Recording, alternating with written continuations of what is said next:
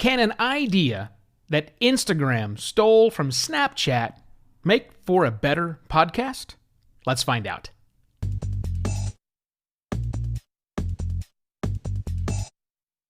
Hello and welcome to another Podcast Pontifications with me, Evo Terra. It's weird to talk about things like Snapchat and Instagram in the presence of podcasters, but we're not talking about using Snapchat and Instagram for podcasters to promote their show today.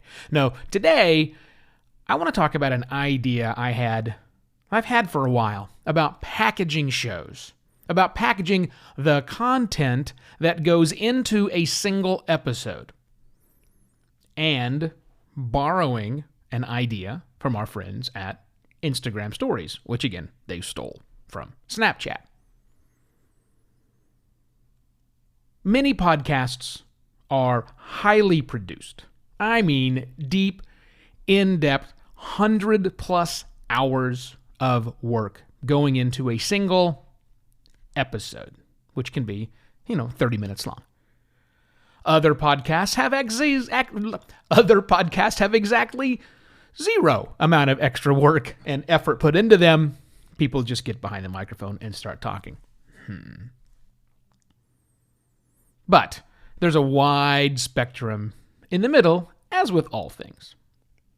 A popular format, not necessarily in podcasting just yet, although there are some, is to take a newsletter approach, where you gather information throughout the day sometimes, or the week, or whatever the time frame is, and then report back on that. We're regurgitating information. We are recombining, putting our thoughts on it, and we're publishing out a series of the 7 things you need to know that happened this week along those lines. And so what I'm thinking about that for podcasting is that maybe thinking of the way that Instagram Stories happen, we might be able to leverage some of that in a technology play. If you've listened to the Podcast Pontifications I put out previously, you know that I'm a big proponent in what I call advancing podcasting. And that's the idea that in the future, which could be tomorrow, software will exist that will help make podcasting better, not just easier. And different modes and models of what better actually means, better formats, new formats, interesting formats might happen. And so one of those I think that might be happening is this idea of assembling content together to put out a newsletter-style podcast. Again, the 7 things that you need to know that happened today or last week.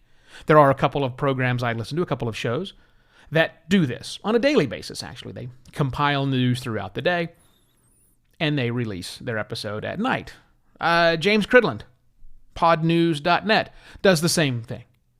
He's assembling news throughout the day and then reading the headlines of that news, which he also puts out in a newsletter format as well. But there's a podcast. You can subscribe to podnews.net, the podcast, and get the 3 to 5 minutes of content that James records every day once it's all done.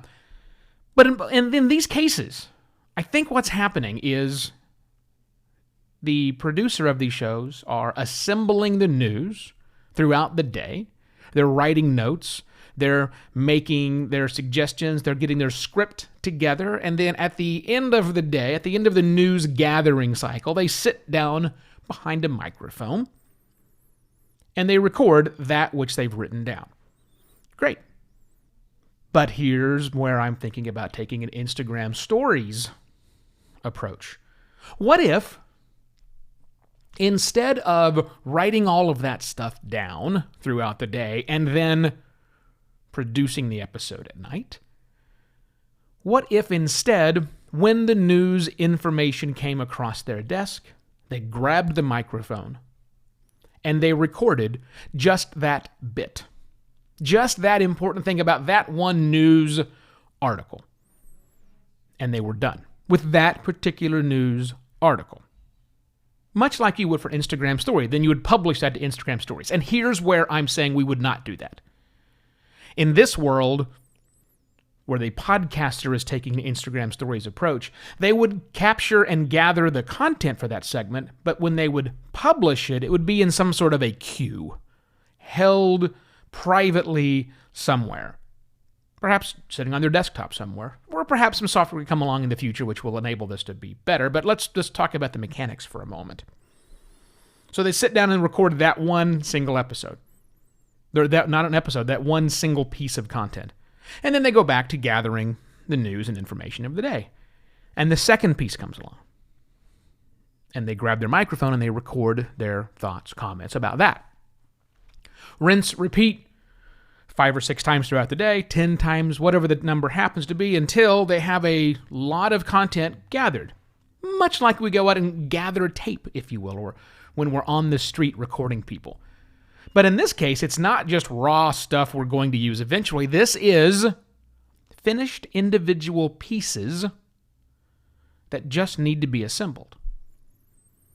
And then, once all those pieces have been gathered and produced individually, then it's a matter of sitting down and instead of narrating all of it as you normally would do, now your job as the producer is just simply to assemble.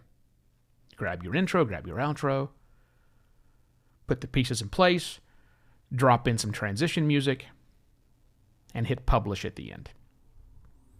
Skipping the script, because you're not really writing the whole thing.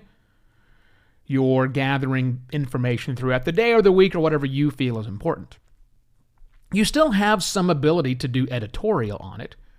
Maybe there's a piece that supersedes that which you've written previously. Okay, just don't put it. You have 7 segments, you only want to use 6, fine. Use 6. It's an interesting way to think about assembling content. So rather than, it's really a work shift. It's shifting when you're doing the work, rather than being in gather mode first and then recording and editing mode. Now you're in all 3 together. You gather the news and you talk about just that one bit.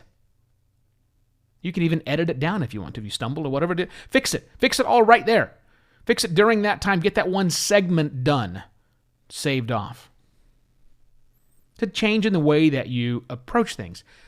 Now, I talk about it because, yes, we could do all this together. I could be doing this right now if I wanted to. I could fire up Hindenburg, leave it running in the background. Of course, I use Hindenburg to do work for clients, but nonetheless, ignoring that for a moment, I fire up Hindenburg, record these clips, save them off Hindenburg Journalist Pro has a fantastic way of keeping clips organized. Kind of think about a Scrivener for a minute, but that's back on topic, Evo. I could do all of that right now. But I wonder, why isn't there software that enabled me to do this? Why can't I sit down behind the microphone, record it, automatically shove it up to the cloud, and have it hold on to the information, hold on to the bits for me? And then I do it again and again and again. But instead of doing it on Hindenburg throughout the day, it's an online product that I'm using. And I just go through and select the individual elements that I want to be in the show, in what order. And the software is smart enough to drop the head and the tail and the transitions in between things. We need that software. I think if somebody built that software, there would be a lot of people lined up to utilize that service. There you go, hosting providers. There's my free idea for you today.